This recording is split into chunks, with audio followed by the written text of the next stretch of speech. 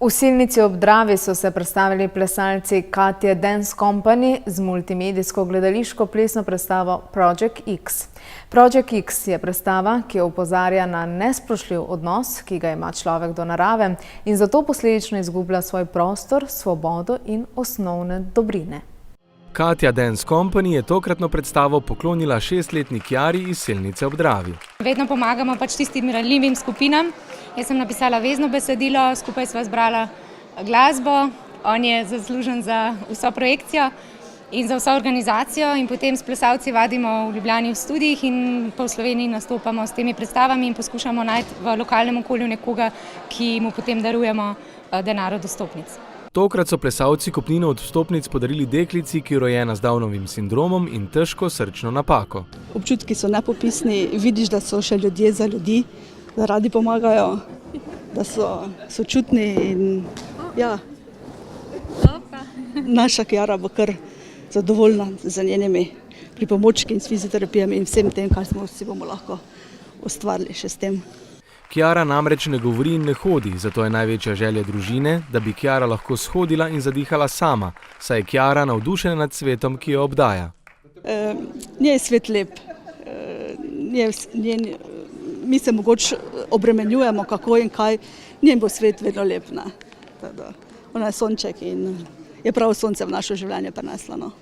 Ker moramo imeti vsi enake pogoje za življenje, ne glede na zdravstveno oziroma duševno stanje, sta se Katja in Albert odločila, da svoje plesne predstave vedno posvetita tistim, ki jih družba neupravičeno zapostavlja. S Katjo smo se odločila, da nekako verjetno imava nekako srečo v življenju, ki bi jo rada delila z drugimi oziroma s tistimi, ki so imeli manj sreče v življenju. Ustanovila sva Katja Dance Company in Katja Dance Company živi nekako na 3 stebrih. Prvi steber je, da probamo omogočiti mladim talentom in tistim, ki želijo umetnost živeti, neko infrastrukturo, to se pravi prostor za vadbo, vsebino, možnost odra in podobno. Druga stvar je, da se probamo dotikati tem, ki so v vsakdanjem življenju in probamo opozarjati na njih. In tretje je potem, da za eno tako win-win situacijo poskušamo potem denar, ki ga dobimo, probamo dati potem tistim, ki ga bolj potrebujejo kot mi. Seveda je to povezano tudi z določenimi stroški, tako da smo zelo veseli, da se najdejo podporniki, ki nam pridejo nasproti in nam pomagajo tudi neke osnovne stvari. Drugače pa delava več ali manj kar iz lastnega žepa. In to nekako je najna pot, ki so se tako odločila. Vidim, da so plesalci tudi za to, tako da vse skupaj se nabrali že čez 20 plesalcev. In delava to v svojem prostem času, tako kot naši plesalci, ki vsi plešajo prostovoljno, brezplačno.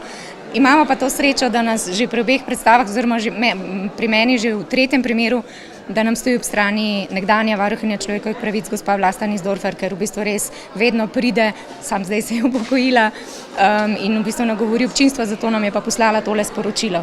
Tako da smo ji res izjemno hvaležni. Gre torej za projekt vreden posnemanja, predvsem pa širše, tudi državne podpore.